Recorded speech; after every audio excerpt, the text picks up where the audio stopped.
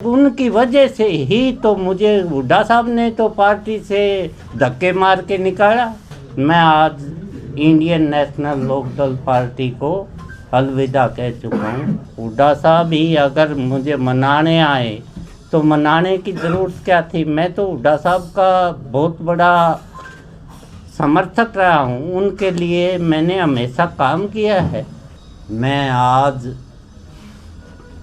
Indian National Lokdal party की नीतियों की वजह से, स्थानीय कैडर के असहयोग की वजह से, जिस आशा के साथ मैंने Indian National Lokdal party join की थी और मैं पहले कांग्रेसी था हमेशा से 42 साल से। मैंने ताऊ देवीलाल की नीतियों के देखते हुए भी उसका परिवार है और किसान, कमेरा वर्ग और गरीब आदमियों के लिए ये काम करते हैं। और मैं भी एक किसान परिवार से हूँ, साधारण किसान परिवार से हूँ।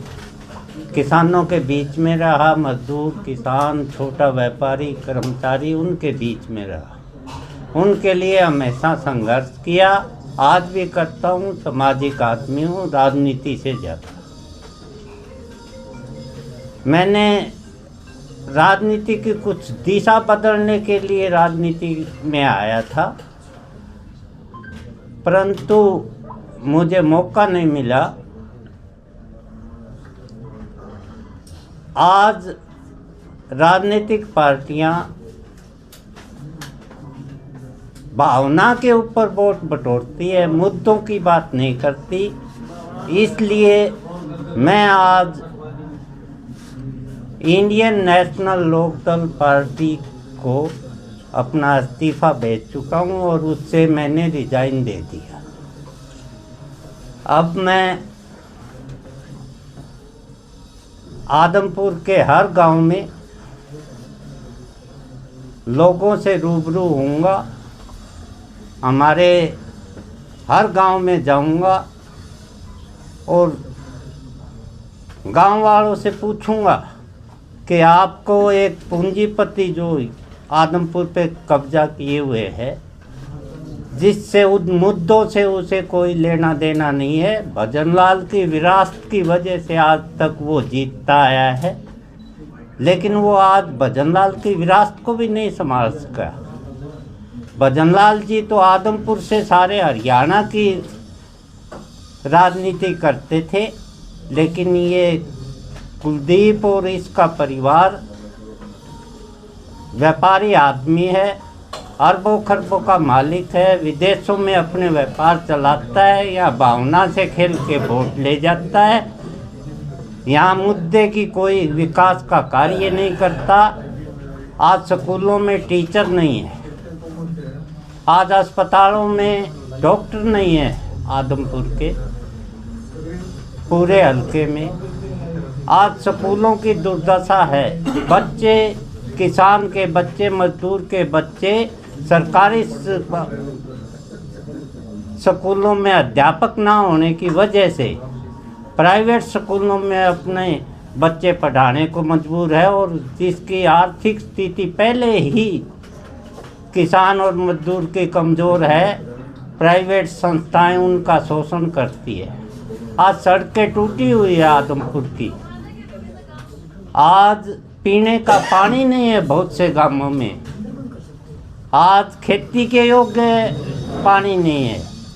लेकिन कुलदीप बिश्नोई का इन बातों से कोई लेना देना नहीं, वोट ले गया, वोट लेने के बाद अपने व्यापार संभालता है, विदेशों में ज़्यादा रहता है, कभी जब चुनाव का समय आ जाता है उसके नज़दीक वापस हल्के में आ जाता है। मैं आदमपुर हल्के वासियों से हर गांव में जाकर पूछूंगा कि आपको, आपके बीच में रहने वाला किसान और कमेरे वर्ग के साथ खड़ा रहने वाला एक किसान आपके बीच में रहने वाला चाहिए या ये पूंजीपति चाहिए। यहाँ दोनों जयप्रकाश ने भी भावना, लोगों की भावना से वोट खिलवाड़ करके वोट लिया। वो भी बहुत बड़ा पूंजीपति था। वहाँ जात पात की राजनीति करके दोनों ने वोट लिया, जबकि मैं हमेशा मुद्दों की राजनीति पे बात करता हूँ। मुद्दे के लिए हर समय सड़कों पे भी रहता हूँ, सरकार से भी हल करवाता हूँ। जब सरकार के साथ रहा तब भी हल करवाए। मैंने चौधरी बंसीलाल जी का मैं शागिर्द हूँ। जब चौधरी बंसीलाल जी सत्ता में थे, मैंने आदमपुर पूरे हल्के में पीने के 17 गांव में पानी नहीं था, मैंने वाटर वर्क्स बनवाए चौधरी बंसीलाल जी को कह के। मैंने पूरे हल्के के सैकड़ों पानी के वाटर कोर्सेज बनवाए, खाले बनवाए। जहाँ जिस किसान की समस्या थी, जिस मजदूर की समस्या थी, मैंने उनके साथ खड़ा होकर हल करवाई। मैंने जब बीजेपी का राज आया, हमारे पूरे एरिया में पीने का पानी नहीं था, हमारे पूरे एरिया में किसानी का पानी नहीं था। मैंने उन किसानों को साथ लेके आंदोलन द्वारा उन समस्याओं को हल करवाया। मैं कहीं भी स्कूल की समस्या हो, हॉस्पिटल की समस्या हो, किसान की समस्या हो, गरीब की समस्या हो, हमेशा उनके बीच में रहता हूँ। और आगे भी राजनीति से ज़्यादा मैं सामाजिक आदमी हूँ। आगे भी हल्के के लोगों से पूछूंगा कि इन ऐसे आदमियों का साथ दोगे या व्यवस्था बदलने का काम करोगे। और मुझे आशा है आने वाले समय में कुलदीप बिश्नोई जो भजनलाल की विरासत थी, उसके ऊपर लोगों को ठग के वोट लेता है। आने वाले समय में लोग कुलदीप बिश्नोई को हराने का काम करेंगे और स्वच्छ राजनीति के साथ जुड़ेंगे और स्वच्छ राजनीति के साथ वोट देंगे। मैं आज इंडियन नेशनल लोकदल पार्टी को अलविदा कह चुका हूँ। धन्यवाद।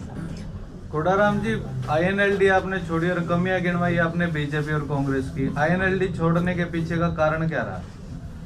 सबसे बड़ा कारण था स्थानीय कैडर जो था। मैंने एक इसलिए आईएनएलडी ज्वाइन की थी कि मेरे को स्थानीय कैडर का साथ मिलेगा और स्थानीय कैडर अगर मेरे साथ होता तो मैं आदमपुर में जीतता। मैंने जो किसानों के या अपने खुद के बल पर चुनाव लड़ा, मैंने इसलिए इनसे चुनाव लड़ा था कि ये इनका कैडर मिलेगा और कैडर मिलेगा तो वोट मुझे मिलेंगे। लेकिन मुझे कोई साथ नहीं मिला क्योंकि मैं कांग्रेस में था। कांग्रेस जो मेरे साथी थे वो मेरे पास समय नहीं था वापस कांग्रेस में रहे, उनसे मैं संपर्क नहीं कर सका और इनका साथ मुझे मिला नहीं। दबे जवान में एक बात और निकल कर आई कि इस चुनावों में आईएनएलडी को पता था कि हार निश्चित है और बलि का बकरा जो है कोडाराम नंबरदार को बनाएगा। देखिए, आप भी बुद्धिजीवी वर्ग हैं, ये वास्तविकता है कि मैं आपको कह रहा मेरे को स्थानीय कैडर का साथ नहीं मिला, इसी वजह से मेरी हार हुई। अगर स्थानीय कैडर मुझे पूरी तरह साथ देता और मेरे कंधे से कंधा मिलाकर चलता तो मैं निश्चित तौर से जीतता। तो पार्टी ज्वाइन करने है आपका? देखो, मैं राजनीतिक आदमी हूँ। अगर कोई जो पूरे देश का भला चाहेगी, अगर कोई पार्टी मुझे राजनीति में आगे बढ़ाने की दोबारा या कोई आश्वासन होगा या कोई बात होगी, मैं समाज के लिए, समाज की उन्नति के लिए, देश की उन्नति के लिए राजनीति में कुछ भी संभव है। ऐसी कोई बात नहीं है बाद में कह दूं आपको नहीं, मैं किसी में नहीं। हुड्डा साहब के साथ आपके बहुत पुराने संबंध है, क्या अगर वो रूठों को मनाने के लिए आपके पास आएंगे तो क्या दोबारा उनके साथ? जी, हुड्डा साहब के साथ आपके पुराने संबंध है, अगर वो देखिए, मैं व्यक्तिवादी राजनीति में विश्वास नहीं रखता। मैं किसी एक पर्सनल आदमी के उसमें विश्वास नहीं रखता। हुड्डा साहब ही अगर मुझे मनाने आए तो मनाने की ज़रूरत क्या थी। मैं तो हुड्डा साहब का बहुत बड़ा समर्थक रहा हूँ, उनके लिए मैंने हमेशा काम किया है।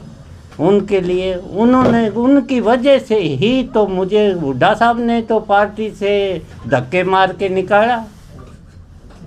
आज अगर हुड्डा साहब ये दोबारा थप्पी मारे, मैं थप्पी मारने वालों में नहीं। मैं हमेशा प्रजातांत्रिक तरीके से जो काम करता है उसके साथ काम करना पसंद करता हूँ। मैं व्यक्तिवादी के साथ काम करना पसंद नहीं करता। आपकी नाराजगी कांग्रेस से है, हुड्डा साहब से है जी? नहीं, मेरी कांग्रेस से पहले भी नहीं थी, मैंने आपको कहा था। मेरी किसी भी से नहीं है, मैं इनेलो से भी कोई नाराजगी नहीं है। बात है सिद्धांत और मुद्दे और नीतियों की। मेरी कांग्रेस से भी कोई नहीं है। हाँ, बीजेपी से है। बीजेपी सांप्रदायिकता के साथ, लोगों की भावना के साथ खेल के, लोगों को भावना से बांध के वोट लेती है, मुद्दों की बात नहीं करती। आज किसान दुखी है, आज व्यापारी दुखी है, आज मजदूर दुखी है, युवा वर्ग देश का, विशेष तौर से हरियाणा का युवा वर्ग आज इतना दुखी है। उनके पास रोजगार नहीं है। आज 10 साल हो गए बीजेपी को। युवा वर्ग को आज सड़कों के ऊपर है। वो युवा वर्ग एक नौकरी नहीं लगाया। कौशल के नाम से 5-4 महीने नौकरी करवाते हैं, फिर उनको निकाल देते हैं। राजनीति के साथ धर्म को जोड़ के जो राजनीति करता है, उससे खतरनाक पार्टी नहीं हो सकती। राजनीति होनी चाहिए मुद्दों के ऊपर, विकास के ऊपर, देश की उन्नति के ऊपर, देश में इंफ्रास्ट्रक्चर को मजबूत करने के लिए होनी चाहिए।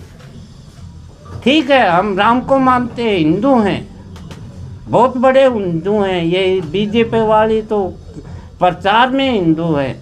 हम बहुत बड़े हिंदू हैं, राम को मानते हैं, हम हर ईश्वर को मानते हैं।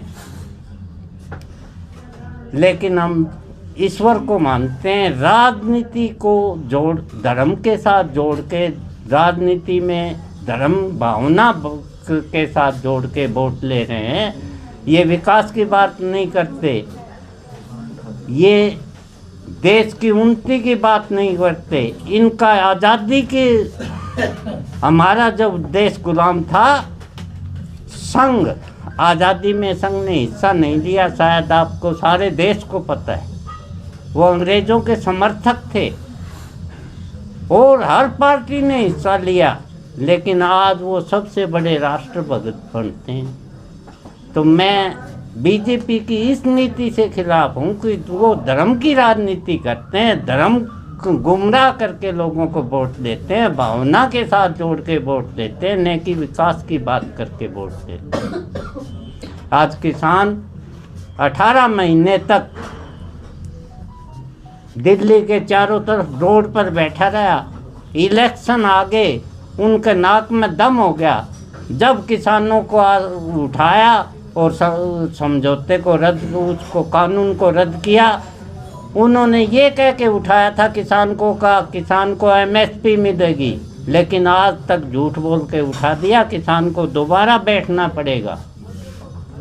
तो बीजेपी की इन नीतियों से खिलाफ हूँ। बाकी मैं किसी पार्टी से खिलाफ नहीं हूँ, पार्टी की नीतियों से खिलाफ हूँ। मैंने बीजेपी को भी इसलिए छोड़ा ना, INLD को भी इसलिए छोड़ा कि उनकी नीतियों में, उनका कहने में कुछ है और उनके नीतियों में कुछ है। इस करके मैं इंडियन नेशनल लोकदल को छोड़ा।